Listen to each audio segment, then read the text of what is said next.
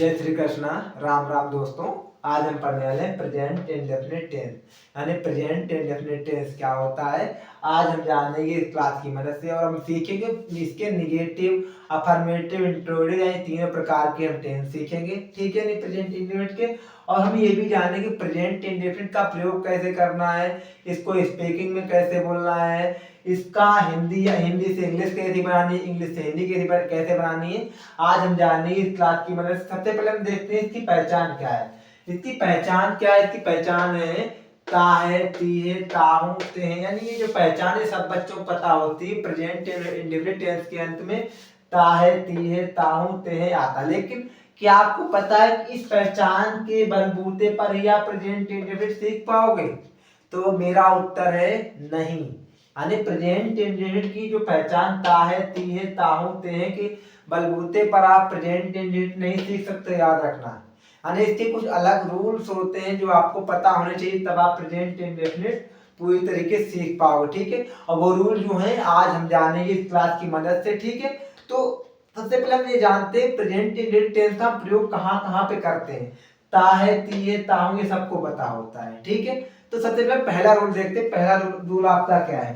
पहला रूल है जहां पे आपके हैबिट्स यानी जहां पे आपकी आदत प्रकट हो, आदत यानी आपके हैबिट्स हो, जहां पे आपकी हैबिट्स हो, जहां पे आपकी आदत प्रकट हो, वहां पे आप प्रेजेंट इंडेफिनिट टेंस का प्रयोग करते हो। जैसे हमने कहा वह स्कूल जाता है,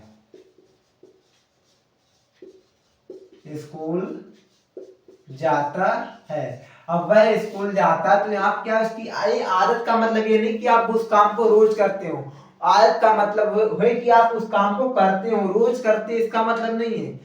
आदत का मतलब होता है कि आप उस काम को सिर्फ करते हो बस। यानी करने का मतलब ये नहीं कि आप आज गए तो कल जाओगे, नहीं। यानी करने का मतलब होता है कि आप आज गए तो आप कभी ना कभी उस आदत को दोबारा रिपीट करोगे, ये आदत होती है आपकी। तो याद रखना, यानी जिन वाक्यों में आपकी हैबिट्स दिखाई जाए, आपकी आदत दिखाई जाए, उन वाक्यों को आप प्रेजेंट इंडेफिनिट टेंस में ही बनाना, ठीक है। तो हम इसको बनाएंगे ही गोज टू स्कूल। यानी कि पहला आपका रूल क्या है? यानी जिन वाक्यों में आपकी आदत प्रकट हो, जिन वाक्यों में कोई ना कोई हैबिट्स प्रकट हो, उन वाक्यों को आप बनाओगे प्रेजेंट इंडेफिनिट टेंस की सहायता से, ठीक है। तो ये आप समझ गए, पहला रूल आपका ये वाला है। आपका दूसरा रूल क्या है देखते हैं हम। दूसरा रूल इसका क्या है? इसका दूसरा रूल है फ्यूचर प्लानिंग। इसका दूसरा रूल है फ्यूचर प्लानिंग।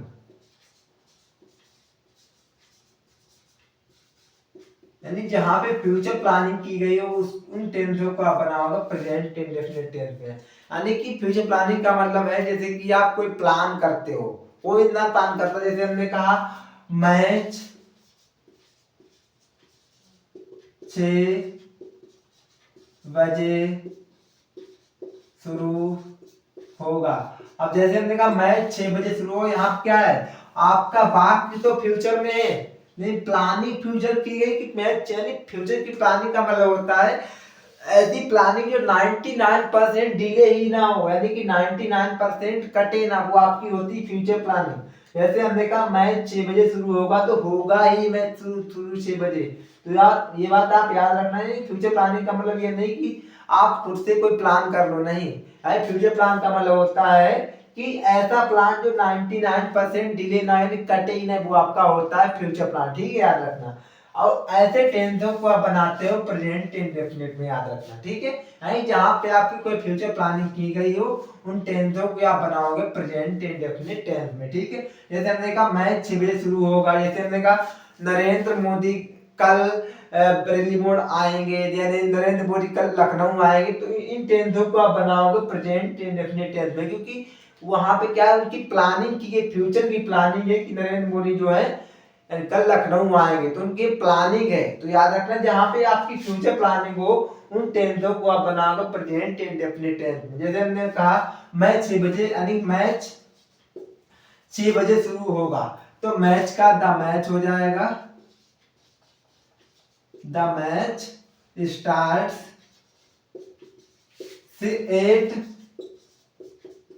6 o'clock। जैसे हमने कहा the match start at 6 o'clock। Match जो है 6 बजे शुरू होगा। देख लो यहाँ पे the match start at 6 o'clock, यानी कि इसको हमने बनाया किसमें, प्रेजेंट टेंस में। आपका लेकिन टेंस किस में, फ्यूचर में है, याद रखना है। यानी जहाँ पे कोई फ्यूचर प्लानिंग की गई हो उन टेंसों को आप बनाओगे प्रेजेंट इंडेफिनिट टेंस में, याद रखना, ठीक है। आपका अगला रूल क्या है, आपका अगला रूल बताता है, देखिए अगला रूल इसका क्या है। अगला रूल है आपका कोई भी जनरल ट्रूथ हो, जनरल ट्रूथ हो,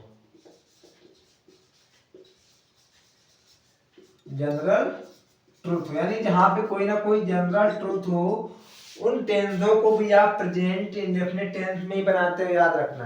यानी जहां पे कोई जनरल ट्रूथ का मतलब होता है यानी कि ऐसे ऐसा ट्रूथ जो आज हुआ है तो कल भी होगा, पीछे भी होता है, यानी हमेशा होता ही रहेगा। जैसे हमने कहा सूर्य पश्चिम में निकल, सूर्य पूरब में निकल रहा है। हमने आपसे कहा सूर्य पूर्व में निकल रहा है। अब सूर्य पूरब में निकल रहा है, बाकी आपका कौन सा है, आप कहोगे आप कंटिन्यूअस का है, तो इसको हम प्रेजेंट इंडेफिनिट में क्यों बनाएंगे।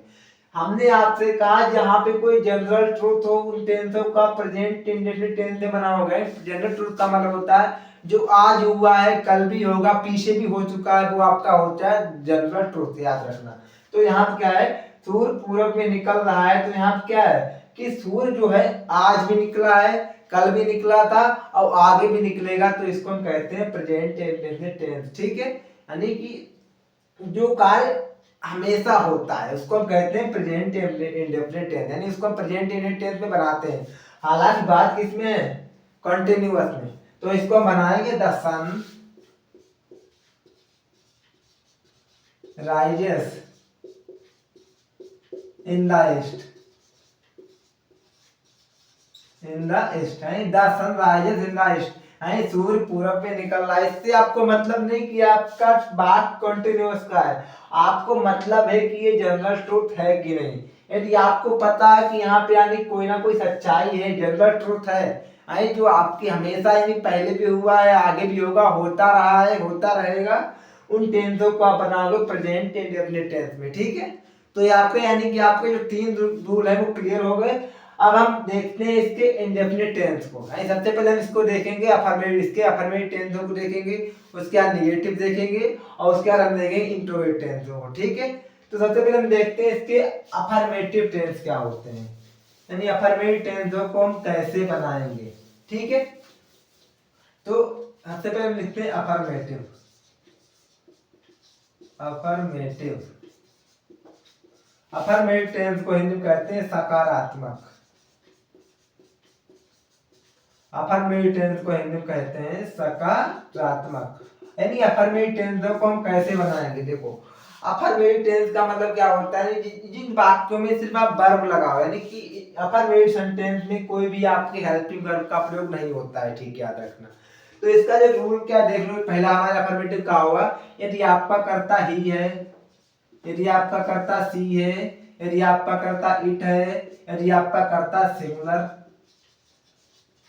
सिंगुलर है, यदि आपका कर्ता ही है, यदि आपका कर्ता सी है, इट है या सिंगुलर है, तो वहां पे आप V1 में यस या यस का प्रयोग करोगे, याद रखना।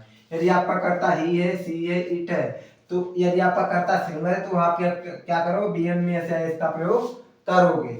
यदि आपका कर्ता यू है, आई है, दे है, बी है, या आपका कर्ता प्लूरल है, यानी यदि आपका कर्ता यू यानी कि तुम है, आई यानी कि हम, मैं हूं, दे यानी कि दे यानी कि वे, बी यानी कि हम, प्लूरल यानी कि बहुवचन है, तो आप यहाँ पे V1 का प्रयोग करोगे।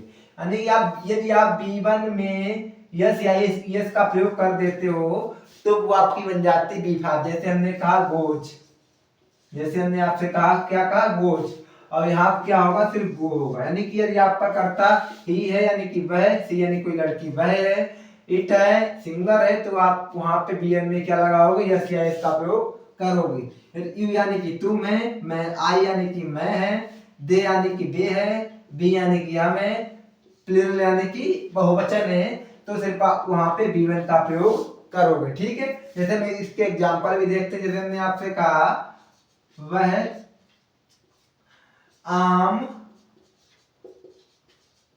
खाती है। हमने आपको दूसरा एग्जांपल दिया, तुम पतंग उड़ाते हो। वह आम खाती है, तुम पतंग उड़ाते हो। तो यहाँ पर क्या है, वह आम खाती है, तो वह आपका क्या है, सिंगुलर है। और कोई लड़की तो वह की हम क्या लगाते हैं, सी। अब यहाँ B1 क्या है, यानी हमने आपसे कहा यानी अफर्मेटिव टेंस में कोई आपकी हेल्पिंग वर्ब का प्रयोग नहीं होगा, याद रखना। तो अफर्मेटिव टेंस में सीधी आप क्या लगाओ, यदि आपका करता ही है, सी है, इट है, सिंगुलर, तो आप B1 में क्या लगाओगे, यस यस लगाओगे। और B1 सबको पता है वर्ब क्या होती है। तो इसमें वर्ब क्या है, वर्ब है इसमें खाती। खाती क्या होती है, ईट, ईट। इसमें आप क्या लगा दोगे, यस या यस, तो क्या हो जाएगा, ईट्स। अब क्या खाती है, the mango, eats the mango, यानी सी ईट्स द मैंगो। तो यहाँ पे क्या है, हमने आपसे कह दिया आपका कर्ता सिंगुलर है, तो आप B1 में क्या लगाओगे, यस या यस का प्रयोग करोगे। इसके बाद आपका क्या है, तुम पतंग उड़ाते हो, तो यू फ्लाई द काइट, यानी यू फ्लाई द काइट, तुम पतंग उड़ाते हो। तो यहाँ पे आपका कर्ता तुम क्या है, प्लूरल है। और प्लूरल कर्ता के लिए आप सिर्फ B1 का प्रयोग करते हो, उसमें यस या यस का प्रयोग नहीं करते हो। ये आपके हो गए अफर्मेटिव सेंटेंस। अफर्मेटिव सेंटेंस में कोई भी आपकी हेल्पिंग वर्ब का प्रयोग नहीं होता है। अब हम देखते हैं निगेटिव सेंटेंस क्या होते हैं। ठीक है, तो हम देखेंगे निगेटिव सेंटेंस क्या होते हैं।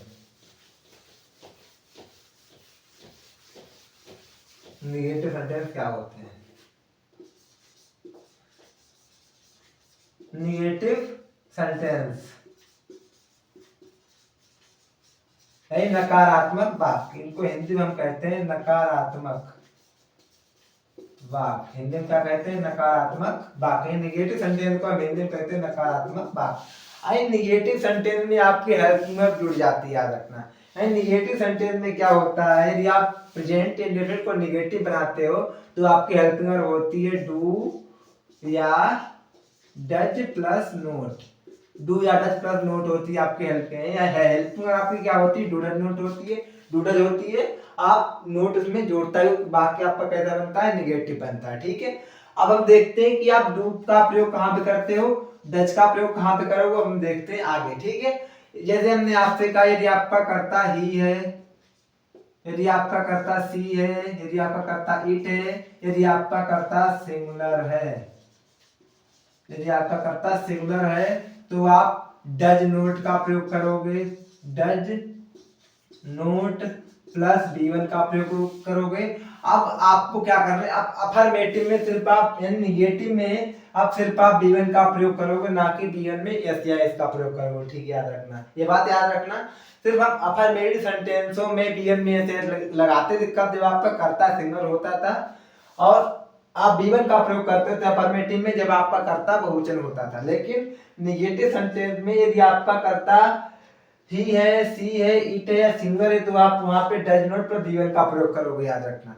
अब यहाँ पे आपको यस या यस से कोई लेना देना नहीं है। ठीक है, यदि आपका कर्ता आई है, वी है, यू है, या दे है, या प्लूरल है, बहुवचन है, तो वहां पे आप डू नोट प्लस B1 का प्रयोग करोगे, याद रखना। यानी यदि आपका अफर्मेटिव सेंटेंस में क्या है, अफर्मेटिव सेंटेंस में आप B1 में ऐसे लगाते थे, यदि आपका कर्ता ही, सी, इट या सिंगुलर होता था, और आप यहाँ पे आई, वी, यू होता है, तो आप B1 का सिर्फ प्रयोग करते हैं। लेकिन यदि आपका कर्ता निगेटिव में, अब यदि आपका कर्ता ही है, सी है, इट है, तो आप सिंगल कर्ता का डज नॉट का प्रयोग करोगे, प्लस B1 का प्रयोग करोगे। यदि आपका कर्ता आई है, वी है, यू है, दे है और प्लूरल, तो आप डू नॉट का प्रयोग करोगे। ठीक है, अब इसके हम देखते हैं एग्जांपल। जैसे हमने कहा वह बाजार, वह बाजार नहीं जाती है। दूसरा हमने आपको वाक्य दिया, तुम खाना नहीं खाते हो। तो वह बाजार नहीं जाती, तुम खाना नहीं खाते, इसको बना के दिखाओ। तो इसको हम बनाएंगे वह बाजार नहीं जाती है, तो वह की क्या होगी, सी यानी सिंगुलर है, तो सिंगुलर के लिए हम क्या लगाते हैं, डज नोट का प्रयोग करते हैं, तो सी डज नोट। हमने आपसे कहा B1 लगाओ, तो B1 क्या है, जाना, जाना क्या होती है, गो। सी डज नोट कहाँ, बाजार, तो she does not go to market, she does not go to market. आपका अगला है यू, यानी कि तुम खाना नहीं खाते हो, तो तुम आपका क्या है, तुमको हम इंग्लिश कहते हैं यू, और तुम आपका हमेशा क्या होता है, बहुवचन प्लूरल होता है, तो आप प्लूरल के लिए क्या लगाओगे, डू नॉट का प्रयोग है, तो हम करेंगे you do not, you do not. अब बाद में B1 क्या है, B1 आपकी है खाते, खाते क्या होती है, ईट होती है, यू डू नॉट ईट क्या, the food, you do not eat the food. यानी कि आप समझ लो, यदि आप प्रेजेंट टेंस को निगेटिव बनाए तो आपकी हेल्पिंग वर्ब क्या होती है, डू या डज नॉट होती है, याद रखना। यदि आप प्रेजेंट इंडेफिनिट को निगेटिव में बनाते हो तो आपकी हेल्पिंग वर्ब होती है डू और डज, और नोट तो होता है, याद रखना, ठीक है। तो ये बात याद रखना, यदि आपका कर्ता ही है, सी है, इट है, सिंगुलर है, तो आपका आप प्रयोग करोगे डज नॉट का। यदि आपका कर्ता आई है, वी है, यू है, दे है या प्लूरल है, तो आप प्रयोग करोगे डू नॉट का। और निगेटिव सेंटेंस में सिर्फ आप दोनों में आप B1 का प्रयोग करोगे, बात याद रखना, नहीं दोनों में।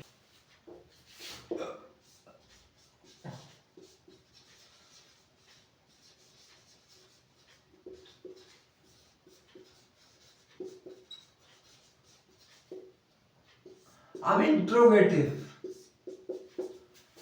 अब हम देखते हैं इंट्रोगेटिव सेंटेंस क्या होते हैं। इंट्रोगेटिव सेंटेंस जो होता है ये दो प्रकार का होता है। पहला होता है जिन वाक्यों के शुरू में क्या शब्द आता है, और दूसरा होता है जिन वाक्यों के बीच में कोई प्रश्न सूचक शब्द आए, तो वे दो प्रकार के होते हैं, याद रखना। तो सबसे पहले हमने आपसे कहा इसका हम इंट्रोगेटिव टाइप 1 पढ़ेंगे, याद रखना, इंट्रोगेटिव टाइप 1 पढ़ेंगे इसका हम। तो इंट्रोगेटिव टाइप 1 हम कैसे बनाएंगे, आपने बचपन से पढ़ा हुआ है, किसी भी वाक्य के शुरू में क्या शब्द आता है तो क्या की मीनिंग में वाट नहीं लगाते हैं, क्या की मीनिंग बात नहीं लगाते हैं, हम क्या करते हैं, हम सब्जेक्ट से पहले हेल्पिंग वर्ब का प्रयोग करते हैं। किसका प्रयोग करते हैं, हेल्पिंग वर्ब का प्रयोग करते हैं। जैसे हमने इसका फॉर्मूला आपको बताया है, हम आपको फॉर्मूला इसका लिख दें। इसका सबसे पहले फॉर्मूला क्या है, आप do does plus subject plus note हो तो आपको लगा देना है, उसके बाद में B1 plus OW plus question mark चिन्ह। यानी कि टाइप 1 में क्या होता है, टाइप 1 में यदि आप वाक्य के शुरू में क्या शब्द आता है तो क्या की मीनिंग आप बात नहीं लगाते हो, आप डू डज का प्रयोग करके सब्जेक्ट लगाते हो, नोट लगाते हो, B1 लगाते हो, अदर वर्ड लगाते हो, याद रखना, ठीक है। जैसे हमने आपको एग्जांपल दिया, क्या वह बाजार नहीं जाती है, क्या वह बाजार नहीं जाती है। तो यहाँ सबसे पहले हमने आपसे कहा क्या की मीनिंग क्या होती है, बात आपको नहीं लगानी है, किसी भी वाक्य शुरू में याद रखना। तो सबसे पहले आप क्या लगाओगे, डू या डज, ठीक है। अब डू डज का प्रयोग करोगे आप सब्जेक्ट के अनुसार ही, याद रखना। तो सब्जेक्ट आपका क्या है, वह। अब वह यानी कि जाती है, तो वह की क्या होती है, सी, क्या होती है, सी। सब्जेक्ट से पहले क्या है, डू या डज नोट है, यानी डू या डज है, तो सी के साथ आप डू लगाते हो, डज लगाते हो, सी के साथ आप प्रयोग करते हो, डज का प्रयोग करते हो, याद रखना, सी के साथ आप प्रयोग करते हो डज का, तो डज सी। अब आपको नोट है, नोट है तो लगा दो, नहीं नोट लगा दो। B1 क्या है, जाना, जाना क्या होती है, गो। अब कहा, to market, go to market, यानी क्या वह बाजार नहीं जाती है।